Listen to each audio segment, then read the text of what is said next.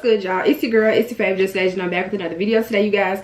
If you're new to my channel, then you already know what to do. Make sure you like, comment, and subscribe for me, okay? And if you're not, welcome back to another video, y'all. So as you can tell by the title of today's video, this has been a long awaited video, one that I have for sure wanted to make for y'all, and two, a video that I feel like y'all low-key been asking me about for some time, especially when y'all seen the difference in the physique. So that is what today's video is going to be. So if you're interested in talking about, learning about my weight loss journey, what I did, tips and tricks, then go ahead and keep watching this video. So I have not always been a super small person. I feel like I've always had like a thicker frame. I've always had thicker thighs. I've always been, you know what I'm saying, I don't want to say meaty, but I've always had like a thicker frame. But I wasn't always active either. I really didn't get super active probably when I was on a step team in my high school.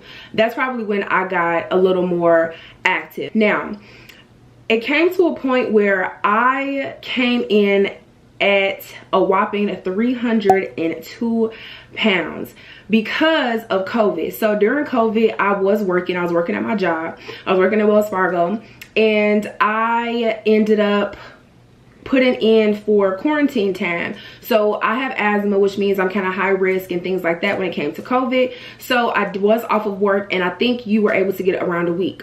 So I did get a week, but then around that time, I think COVID started getting a little bit worse. So it went from a week to a month to 2 months to 6 months, all the way up into a year and some change, y'all. So within that time frame, I was still getting paid and everything. So I was just living my best life. I was eating a lot, I was drinking a lot, and I was eating some more and drinking some more. And that is how I got to be up to 302 pounds, y'all.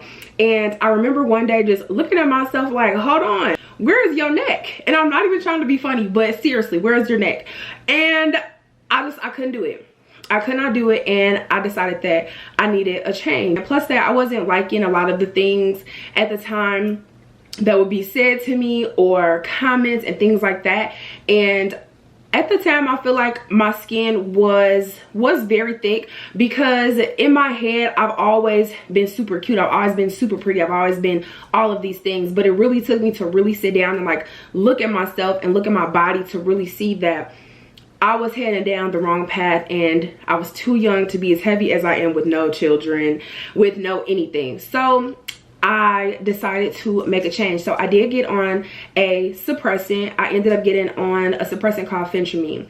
So the suppressant, I will say, does help, but you do have to be careful with it because I feel like after so long, it is going to, once you start taking it, you're going to gain that weight back. And that is also what happened, but we'll get into that portion. I started taking this Phentermine, and I started to lose weight. I remember 1 month I was going so hard because it gave me so much energy. It made my mind move so fast. I was getting things done. I was moving fast. I was walking fast. I had all this endurance. Like, girl, I was 300 pounds, but I could run. Like, I have always truly enjoyed cardio, so I have always been like a runner. So I could run a mile or half a mile or whatever at the time, but I had so much energy. But that is what the supplement does to you. So 1 month I ended up losing 30 pounds in 1 month off of that pill.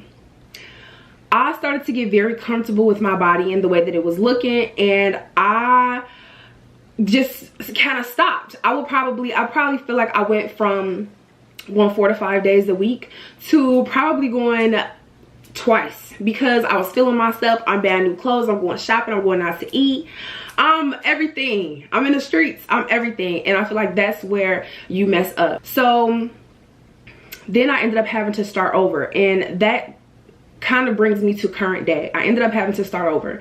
The issue with my weight loss journey has always been me having to start over. So I'm going to give y'all tips, I'm going to give y'all tricks, and tell y'all so far how I've been able to maintain and my goal for my new weight loss journey. So all in all, with the current weight loss journey from last year until now, I have been able to lose over 85 pounds, y'all. Over 85 pounds. I'm very proud of where I am, but I am not 100% satisfied. So that brings me to my current journey. So things that have worked for me, obviously working out.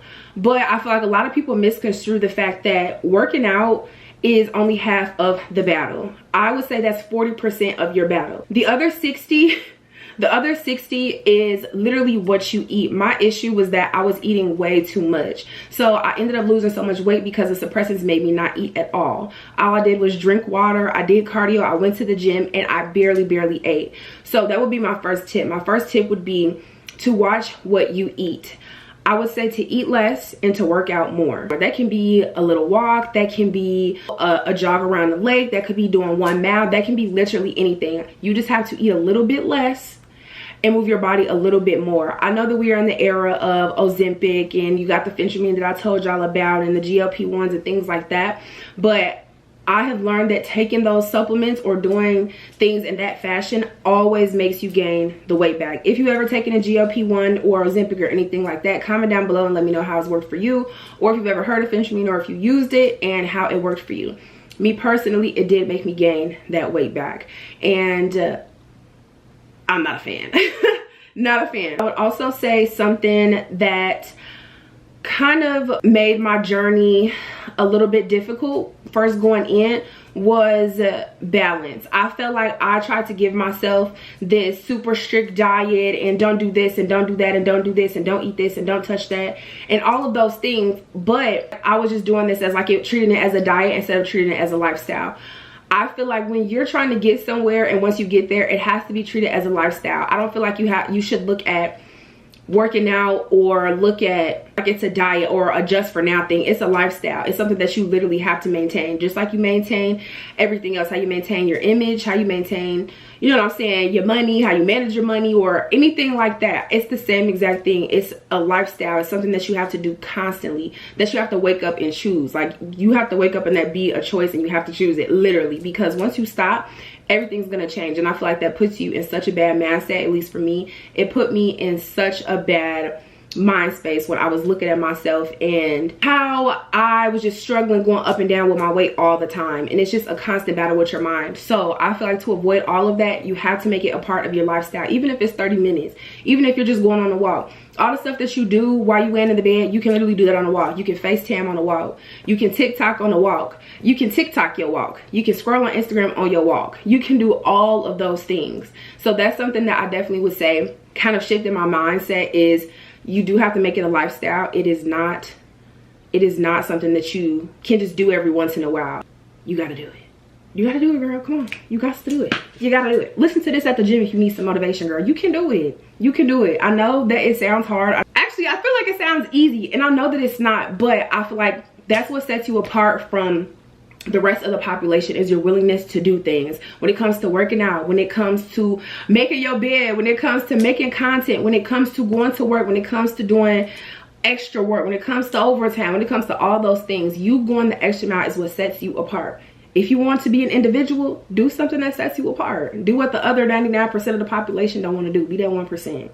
The other thing that I would say helped in my journey would be cardio. Like I said, I'm a big person on cardio. I really love cardio, and I feel like that's how I lost a lot of my body fat. But with me losing a lot of my body fat, I started to have a lot of loose skin. Like I still kind of do right now, and it is something that I'm not extremely happy about, but I would rather have loose skin than a super big arm. If you're gonna do cardio, do it, but you have to balance it with strength training. I am not a person that likes to lift weights. I don't like resistance. I don't like any of that type of stuff. I don't really too much care for weightlifting, but I've noticed a huge difference in my body, how solid I looked, how stacked my body was looking, how proportioned it looked when I was lifting weights. So you have to lift, you have to strength train. And now, instead of doing a whole 30 minutes on a Stairmaster or running 2 miles, because that's usually what I'll do, run a couple of miles, I'll typically do 15 minutes, force myself off of the treadmill or the Stairmaster or whatever cardio it is that I chose that day, and I have to lift for the rest of the time that I am at the gym. That is the only thing that's going to get you the exact body that you want. You have to strength train. You have to train your body to be strong. You have to train your body to poke the muscles out, because that's what you want. You want the definition. You want the definition in your body, because that's going to get you your dream body. The next thing that I would say is your mindset. Just make sure that you're changing your mindset. I know that a lot of these things are easier said than done, but your mindset is going to get you so far. I know that we all be on social media and y'all hear people talk so much about manifestation and how your mindset can literally change your reality. And I feel like you have to change your mindset. You have to know that this isn't going to be something that happens in a day. You have to train your mind to be stronger than your body when it's tired. You have to change your mindset. And I feel like when you have a strong mindset and you're able to change your reality with, you know what I'm saying, what it is that you know that you want to do and what you want to achieve when it comes to your body goals or even your life goals in general, it's going to get you so much further than you could ever imagine. So that's something I would say. If you need to meditate, if you need to journal, whatever it is that you need to do, you need to do it. You need to start, and you need to make sure that your mindset and that your mind is in the right place. Train your mind to be stronger than your body. This is flesh.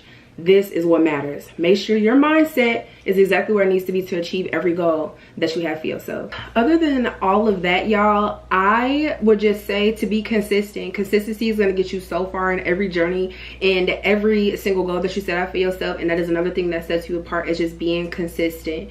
Make sure that you can choose which days that you are able to go, that you're able to fully commit, and even go on those days where you don't feel like going. You just have to be consistent. And I feel like since I have not been consistent, I have seen that change in my body, and that is why I am making a change to go back to how it was, because I do still want to lose at least 50 to 60 pounds, and I feel like that will make me comfortable. So that is something that I'm working on currently. So I am going to post the ebook. I'm probably going to post it somewhere down below, or even post the link on my Instagram. If you don't follow me at JST_, and I am going to post it there so that we can do the journey together, y'all. And starting probably after this video, I'm going to start posting workout videos on here too, so that y'all can feel like y'all are doing it with me. And that is what we're going to do, y'all, because 2026 is around the corner, and I just want so much more for y'all. I want so much more for myself, and I'm honestly, y'all, just tired of starting over. And I feel like all the things that I'm telling y'all, if I was consistent and applied all of those to my weight loss journey from beginning until now, I wouldn't even be making this video. And it's nothing to beat yourself up about, because I've already done it enough for the both of us, for all of us. But it will save you so much time. Health is wealth, y'all, for real, truly. And it's just something that I am putting on my goal list, because I'm tired of it being a goal. I'm tired of starting over, and I just feel like we can do it, y'all. We can do it, and we can maintain, and we can do all that without having to lay on the table. Because as bad as I want to, I have to put my pedal, I gotta put the pedal to the metal and try consistently again before I decide to do it. I feel like I owe myself that, and I feel like I will feel so much more accomplished. I would say that is how my weight loss journey has gone, and that is how I was able to lose 85 pounds, y'all. If you have any weight loss tips or tricks, make sure you leave them for the next girl down in the comments. If you have been on a weight loss journey, let me know what you've done. We'll go ahead and we'll talk in the comments, but I'll make sure that I see y'all in the next video. Until then, get your workout on, girl.